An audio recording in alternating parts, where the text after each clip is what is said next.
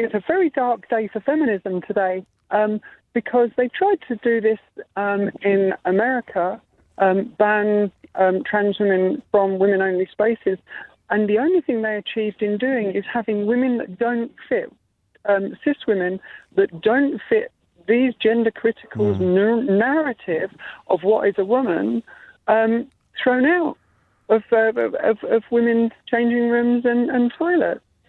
It will, do you understand what I'm saying? Yeah, well, I do. I mean, almost bathroom bans affecting cis women with short hair or particularly tall or particularly muscular. Exactly. Yes. Well, I personally transitioned 10 years ago. I had my operation 8 years ago.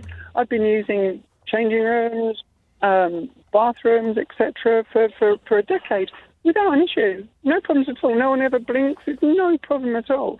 And with this ruling, won't change a thing. I had my gender recognition certificate for years. Yes. And a gender recognition certificate, the sole purpose of it is to change your birth certificate, which I did straight away. So if ever I was questioned, I'd say, well, here's my birth certificate. Prove I'm transgender. And what does your birth certificate say? Sorry. It's female. So if we were going to take Katie's point about the cards that she uses to access her gym, you'd have the same one that she had. Absolutely right. Well, maybe this will be the next stage of the legal action then. Well, exactly. This is one step in one of many for them to try and erase trans women. Wes Streeting has already gone after trans youth to stop them properly transitioning. He's taken away their medical treatment. He's denied trans youth health care so that children cannot live as transgender women. And that's the first step. The second step is taking away all of our other rights, and they start in the courts by the gender recognition certificate. Yes. They take that away, and then they'll go to the gender recognition certificate next. That will be the next step. And it's all about erasure of trans people. But the thing is, we're born this way, James. We have gender dysphoria, which is you're born with it. They'll never erase us. It will. We will. As much as they would like to try to, the erasure, they can paint a pink triangle on our shirts as much as they like. We're never going to go away. The erasure is the point. Yeah, that's it. This is just a stepping stone. You watch that, and the thing is that this group, the Scottish Women's Group, they're funded by right-wing activists from America. I don't know that, but I'm not. Well, I can check. Look into it. It's easy to find out those things. Well, I should probably know that actually, but as I've explained a few times already today, it's very easy to find out where the money is coming from, James. No, I'm sure it is. I'm doing a mea culpa. Give me a chance. I never do mea culpas. I'm admitting that I should be across these facts. I'm just acknowledging that currently I'm not, which means I can't fully endorse what you're saying without that knowledge. For sure. But let me nudge you, if I may, to the question of why actual champagne corks are popping on the steps of the Supreme Court today. Because they've gotten up a rung on the stairs, on the ladder, to have us erased. The next step, they will be coming after the gender recognition certificates to stop us changing our birth certificate. I run a charity in the South Coast supporting the needs of transgender people right across the UK, but based in the South. And you said many things I wanted to say, so thanks very much.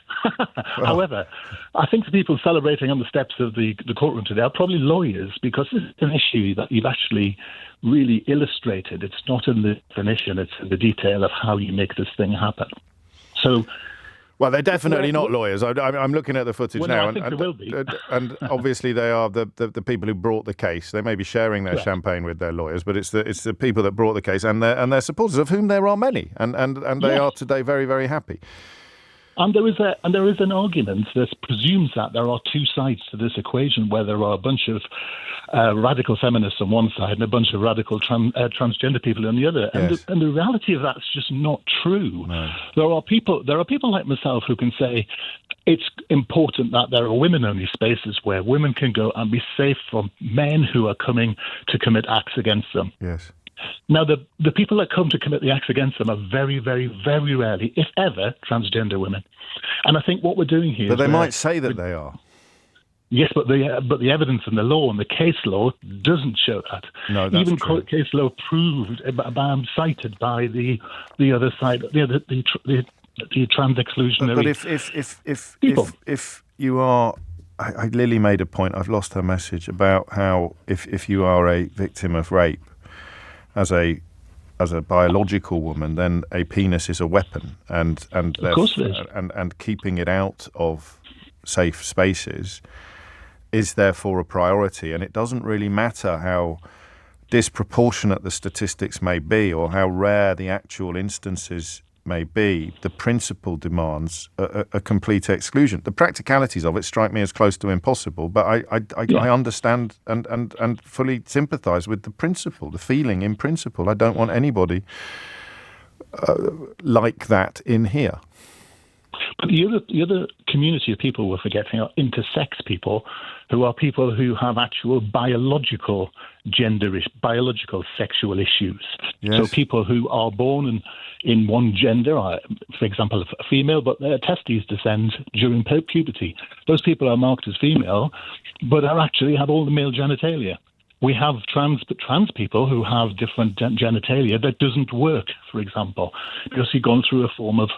But the court is the chemical court, castration, for example. The court will recognise this, and the court's challenge today was to determine essentially what a woman is, and they have determined that a woman, by definition, is somebody born into that biological sex. So that's it. So does that mean, and how are they defining it? Are they defining it by the ability to have children? Are they defining it by having a uterus and fallopian tubes and such like? Because there are lots of women who don't have those things. Does that mean they're not women? And the whole subject becomes complicated. And all I'm hoping is that we see this is the beginning of the debate. And I think one of your earlier callers, a trans man, who I think are going to have bigger problems than trans women. Do you? Why? Why do you think that? In this situation. Because actually, if you've seen a trans man, within about 3 or 4 months, a trans man looks just like any other cisgendered man. There may be a height difference or a sort of a more youthful. But there's no public pressure to keep them out of gentlemen's facilities. No, absolutely not. And because, as you're saying, your argument is they don't have a penis. But that's understandable. I get that. But the social. Well, that's not why there's no public pressure to keep them out of men-only spaces. It's because men don't feel threatened by trans men.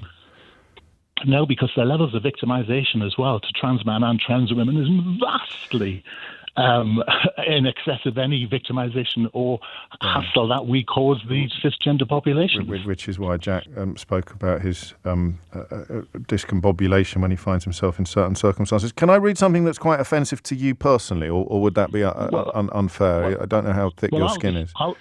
I'll decide how offensive it is, so carry on. So Phil in Grimsby writes, ha, Gillian, quite obviously a bloke from listening to him speak for approximately 3 seconds, 2 sexes and wrong'uns, a victory for common sense and the good of the human species. That's from Phil in Grimsby, who is picking up on the timbre of your voice as a trans woman, but who obviously couldn't have made those comments about previous callers like Tara and Farah, who, at least on the vocal dimension of transitioning, have gone much further than you have. So, I mean, his point explodes even in the context of the last hour of radio, but these are the people who are these are some of the people who are celebrating today.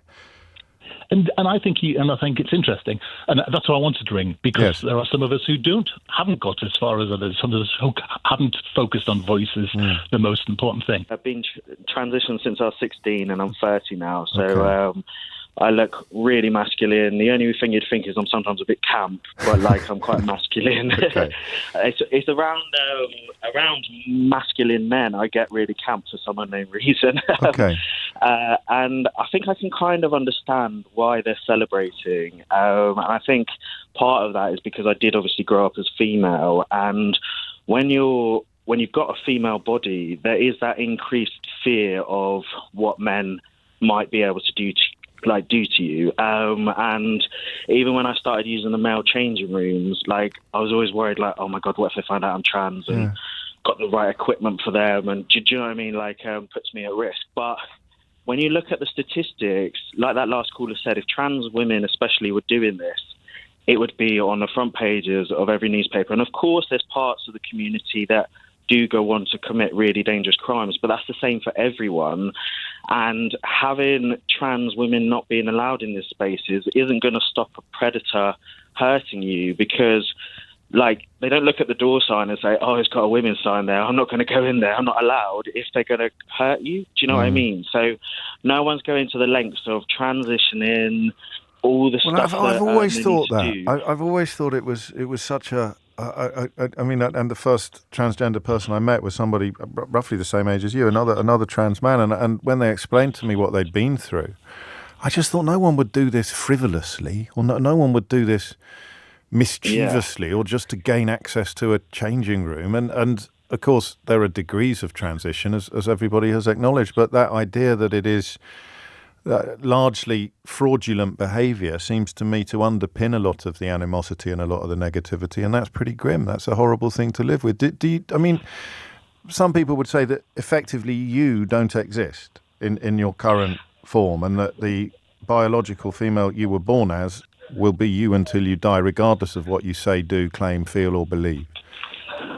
Yeah, like it makes me so angry that if I didn't have dogs, I would be getting myself arrested by walking into women's toilets all the time, just to like annoy the authorities and be like, well, make a decision then. Am I illegal for being in there because I'm a man, so you do see me as a man? Right. Or am I biologically female and then I haven't broken the law? So, do you know what I mean? But I've got dogs. I was briefly confused by the mention of your dogs, but what you mean is that if you were arrested, there'd be no one to look after your dog. I just wanted to clarify that. I mean, at least we can all agree we all love the dogs, Jack. We all love the dogs. I just feel like today science has prevailed, because I've read some papers that suggest that trans women are only really, obviously their bodies are male, but in their brains they're only really 2 to 20% female. So they are mostly just men who think they're women. They're not actually women. Thinking you're a woman doesn't really make you a woman. So, but that hasn't changed. If that's what you believed yesterday, that's still what you believe today. It's not what the judge has. No, it's not what the court has handed down. It's what the science says. There wasn't always science. This is recent science, so the science wasn't always there to support whichever view you had. But now there's some science that's been done comparing trans women's brains with heterosexual cis women's brains, and there are distinct differences of a magnitude such that trans women are at the most only 20% women in their brains. How does that work scientifically? I've not come across this before. But what is the science exactly that measures? Yeah, so these they've identified some 100 or so areas in the brain that's distinctively different between a heterosexual cis man and a heterosexual cis woman. Right. And then they've compared those areas in the brain with that of trans women, and they found that the trans woman has 80%. It's 80% like a man's brain. Well, I'm obviously trying to do a bit of a crash course on it as you're speaking, and the first thing I've come across suggests that studies on transgender women's brains suggest that they show structural and functional similarities to cisgender women in some areas, while also exhibiting differences compared to cisgender men. However, research on this topic is ongoing, and definitive conclusions about the relationship between brain structure and gender identity remain complex, but not for you. Well, I understand that it's ongoing and it's early days, but so far my interpretation is that if you put a percentage on it, it's 20% female. Some research indicates that the brains of transgender women, particularly in areas related to body image perception and gender identity, show similarities to the brains of cisgender women, even in areas like grey matter volume and cortical thickness. It's not something I've come across before, but I felt I couldn't let what you were saying go unchallenged. And I understand that, and I'm happy for any trans woman who passes as a woman. And the first references I've seen to the science you're citing do not support what you're saying. Well, I've read the actual literature rather than someone's interpretation of it. Yes, but this is your interpretation of it.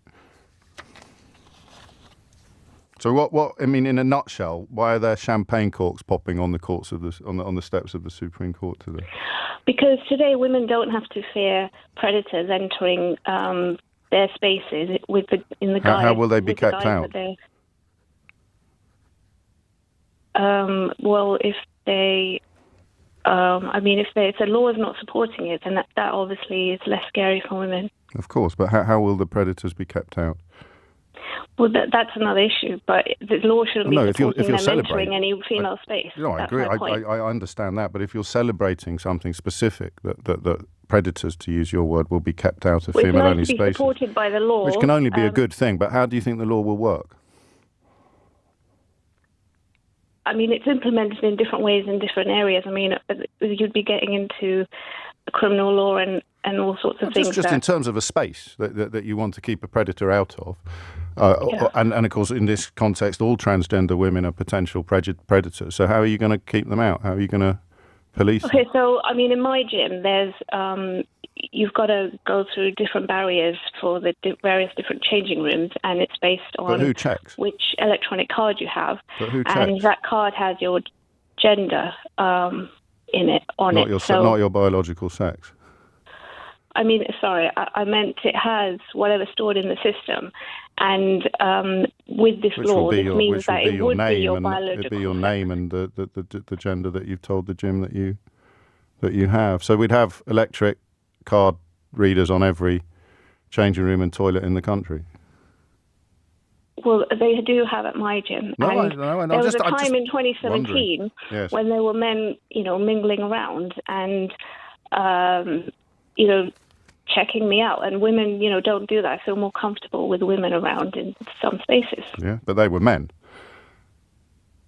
Well, yeah, but they're no longer allowed in women. My area now. Before, during 2017, they changed all the rules. But under this story, to accommodate this law, you're discriminating against transgender women because of the actions of actual men.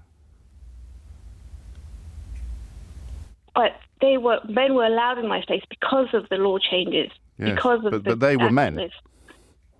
Yes. Okay. It is the reason for the celebration is perhaps a little opaque at the moment, except, as we've acknowledged, and you've been very helpful on that, except that the sense of vindication, if you like, or the feeling of triumph. Final question. Why do you think the judge urged people not to see it as a triumph? Well, I understand that trans women who, actually pass for women, a lot of their, it is sad from their perspective. I do feel sad for them.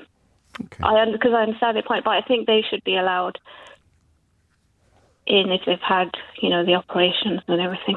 Which brings us back to the question of how you'd check, doesn't it?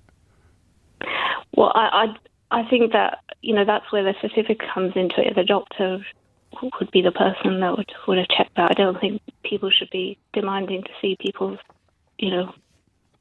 penises or lack of.